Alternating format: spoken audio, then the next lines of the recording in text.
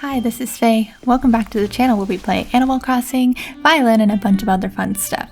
Today I wanted to talk about a common problem you might have, which is really just how are you going to get your favorite villager on your Animal Crossing island. There are a lot of videos online that might tempt you to use interesting and perhaps illegal ways to get your villager onto your island. Can you sell your Animal Crossing amiibo to a friend? Can you buy Animal Crossing amiibo data online? Can you take an amiibo design and redraw it yourself, then post it on the internet? Spoiler alert, we think this one's fine. These are gray areas that Nintendo doesn't tell you to do, but they also don't overtly tell you not to do. So today we're going to figure out which one of these you can do while protecting your legal behind. While you're watching, do keep in mind that I'm not a lawyer and I can't give you any legal advice. I'm really just collecting all the data on the interwebs that maybe you haven't had a chance to do yourself.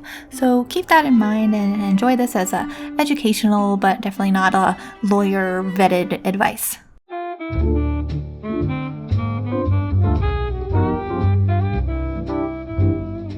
So first off, what are Amiibo? Amiibo are figurines equipped with NFC or near-field communication technology. Essentially, they're collectibles that look pretty and can actually interact with your games on Wii U, 3DS, and the Switch. Amiibo originally came out in 2014, and as such, they were out way before Animal Crossing New Horizons. So if you had Punchy on your old Animal Crossing island and you really want him on your New Horizons island, well, Amiibo's the only way to make sure that you can have him, for sure. Once you buy an Amiibo card or figurine, you literally just scan it over your Joy-Con or over your Pro Controller, and then your villager will appear in your campsite. The easiest way to do this legally would be to buy official Amiibo cards from Nintendo. However, taking a look on Amazon alone, a Marshall card is going to cost you $100, and a package of Marshall, Meringue, and Marina is going to cost you about $250 for 3 cards. This is why the quote black market for Amiibo cards is blowing up.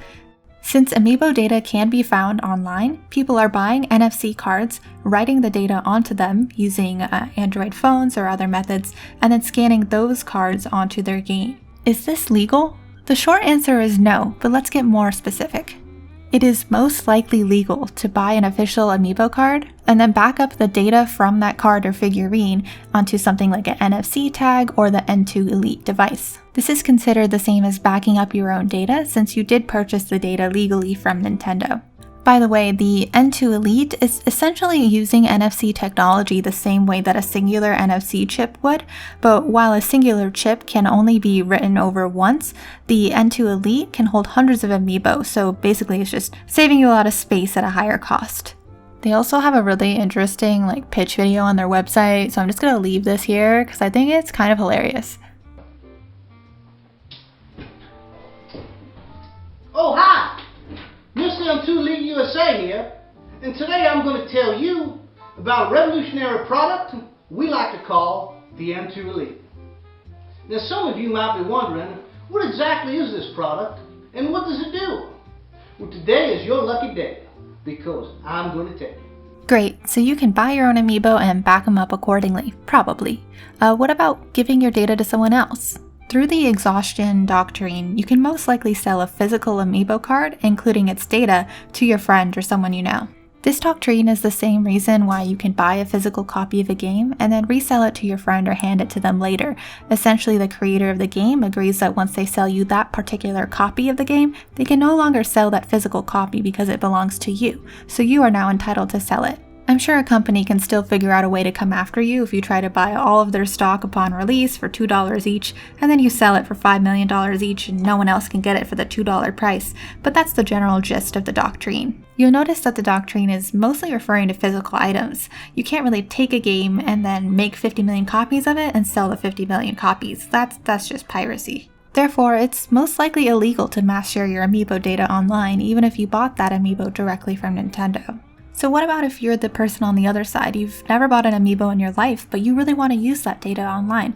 Unfortunately, it's probably still not legal for you to do so. So now we get to the good part. You kind of know that you shouldn't be sharing your data and you shouldn't be taking data you didn't pay for online. But if that's the case, why are so many people using free online data that they didn't pay for to get their favorite villagers on their island?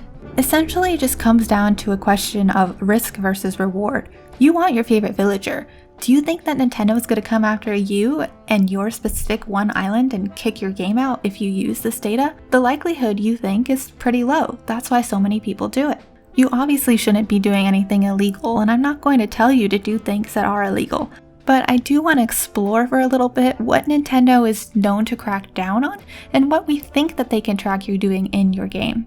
Nintendo is known to be a pretty strict company. They really don't want people making profit off of their games or their characters. This contrasts game creators such as Toby Fox, the creator of Undertale, who really doesn't mind artists making profit off of his game characters as long as their art isn't just a copy-paste of what he originally made.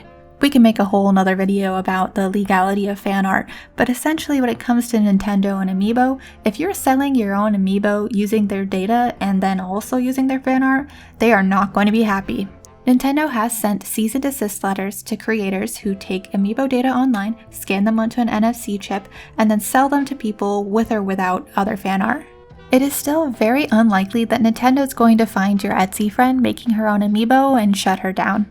Nintendo doesn't have the muscle power to look for every single small creator and shut down their stores, and even if they did, it wouldn't really be worth their time.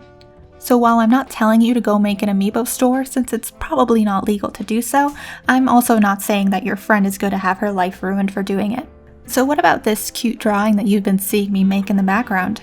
My little rendition of 𝐅𝐚𝐞 is used in a transformative way and really falls under fair use law. There's no way that my drawing in this video can replace a real Amiibo since it's not providing you with data and it's not a physical card either. I'm also not selling any prints of the drawing, which means that I'm not infringing on Nintendo's ability to profit off of a 𝐅𝐚𝐞 Amiibo poster. Finally, this video is really for educational purposes and isn't just even focused on 𝐅𝐚𝐞 himself. But if Nintendo decides to come after me for my little sad fan art, I'll let you know.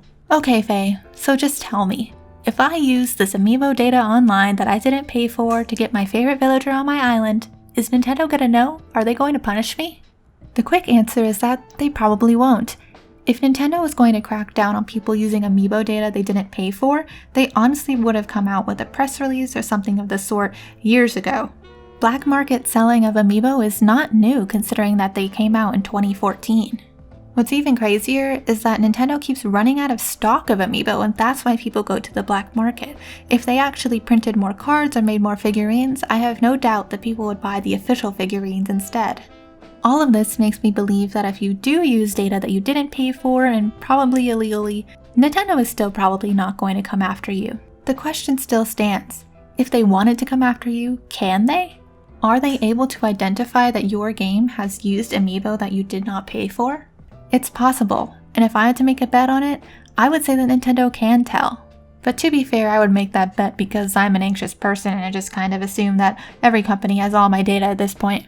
One way that we think Nintendo might be able to identify Amiibo that you didn't pay for is by Amiibo serial number. If every single Amiibo card has a unique serial number, it would make sense that Nintendo would be able to track that card as it moves from you to your friend to your friend's friend.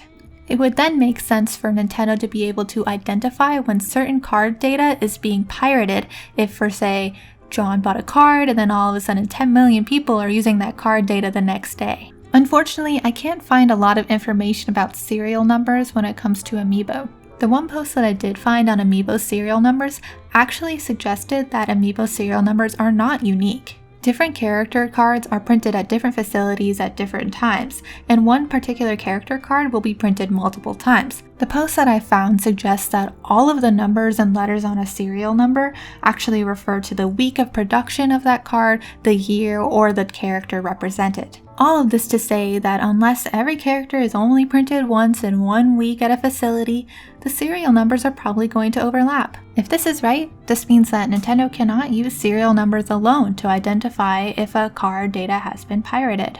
Great, so should you be taking data online or not? The short answer is no, probably not. It's probably not legal. The long answer is that Nintendo doesn't seem to be cracking down on people yet who are doing this, and they probably can't figure it out by serial number alone. If you're anxious like me, you're probably also convinced that they can just figure it out anyway using some sort of data on your Switch. As an alternative method, I honestly recommend going to Twitter and just finding some Animal Crossing accounts and asking around about the villager you want. Everyone has different taste in villagers, so I'm sure there's someone out there with your dream villager who doesn't want them themselves.